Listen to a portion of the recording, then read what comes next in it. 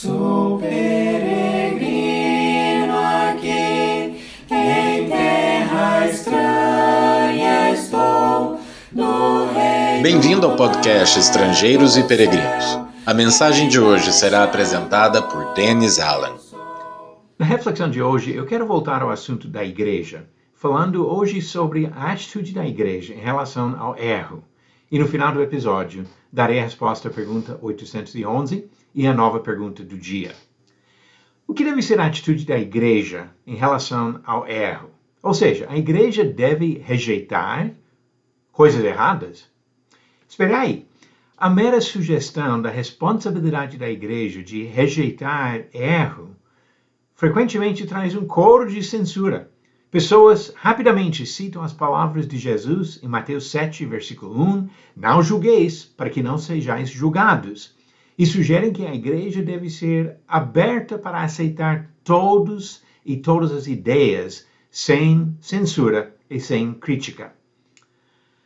Além da ironia de alguém usar estas palavras de Jesus para julgar que o outro esteja julgando, tal aplicação demonstra falta de entendimento dos ensinamentos de Jesus e dos apóstolos. Devemos começar com o entendimento correto dos ensinamentos de Jesus sobre a questão de julgar. Quando continuamos a leitura de Mateus 7, percebemos que Jesus condena o julgamento hipócrita, de condenar alguma coisinha na vida do outro enquanto justificamos erros bem maiores em nossa própria vida. O mesmo capítulo inclui instruções de Jesus que exigem o julgamento de outros. No mesmo capítulo, do versículo 15 ao 20, ele disse: acautelai-vos dos falsos profetas, que se vos apresentam disfarçados em ovelhas, mas por dentro são lobos roubadores. Pelos seus frutos os conhecereis. Colhem-se, porventura, uvas dos espinheiros, ou figos dos sobrolhos? Assim, toda árvore boa produz bons frutos. Porém, a árvore má produz frutos maus.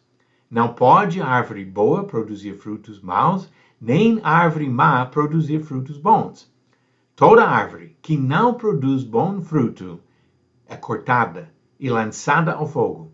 Assim, pois, pelos seus frutos os conhecereis. Ou seja, ele exige a avaliação dos frutos para conhecer as árvores, julgamento.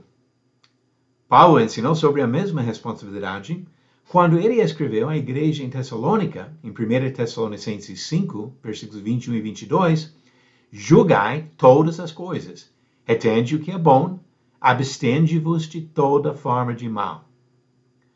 A responsabilidade de distinguir entre certo e errado, bom e mal, estende-se às obrigações da igreja em vários sentidos práticos. Vamos pensar em alguns exemplos. Primeiro, a igreja deve rejeitar doutrinas falsas e as pessoas que ensinam essas doutrinas. Diferente das igrejas atuais que defendem a confusão pluralista, a igreja primitiva visava a pureza doutrinária. Os cristãos no primeiro século foram ensinados a crer, falar e praticar a mesma coisa. 1 Coríntios capítulo 1, versículo 10. Acreditavam em um evangelho único e exclusivo. Gálatas capítulo 1, do versículo 6 a 9. E acreditavam que esta mensagem fosse entregue uma vez por todas aos santos. Judas, versículo 3. Por esses motivos, eles rejeitavam pessoas que pregavam doutrinas divergentes. Gálatas capítulo 1, versículo 8, segunda epístola de João, versículo 9 a 11, tratam da necessidade destas rejeições. Paulo instruiu a igreja em Roma sobre a necessidade de se afastar de falsos mestres. Diz Romanos 16, começando no versículo 17, rogo-vos, irmãos, que noteis bem aqueles que provocam divisões e escândalos em desacordo com a doutrina que aprendestes. Afastai-vos deles, porque esses tais não servem a Cristo, nosso Senhor, e sim a seu próprio ventre, e com suaves palavras e lisonjas enganam o coração dos incautos. Segunda observação, a igreja deve rejeitar as pessoas que persistem na rebeldia contra Deus. A igreja de Corinto sofreu com o problema de um homem que vivia na imoralidade e recusava se arrepender. Quando o apóstolo Paulo ouviu sobre o caso, ele verificou os fatos e ensinou a igreja a tomar uma atitude forte. Ele escreveu, em 1 Coríntios capítulo 5, eu, na verdade, ainda que ausente em pessoa, mas presente em espírito, já sentenciei, como se estivesse presente, que o autor de tal infâmia seja, em nome do Senhor Jesus, reunidos vós e o meu espírito com o poder de Jesus nosso Senhor, entregue a Satanás para a destruição da carne, a fim de que o espírito seja salvo no dia do Senhor Jesus. Os de fora, porém, Deus os julgará. Expulsai, pois, de entre vós o malfeitor.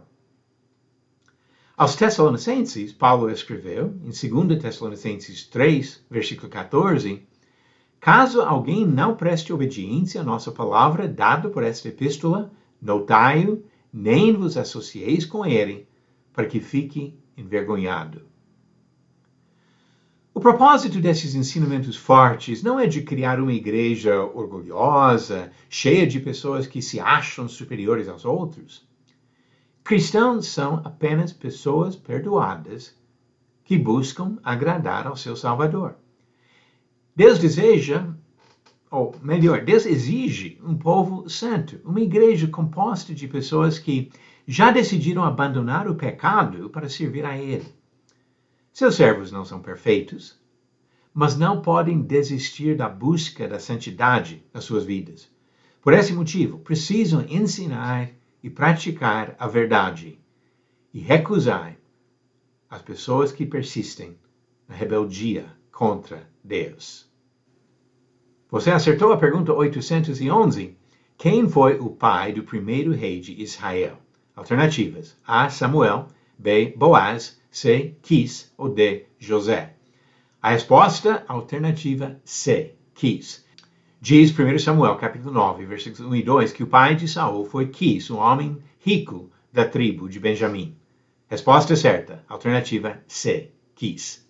E pergunta 812. Quem disse, a fraqueza de Deus é mais forte do que a força humana?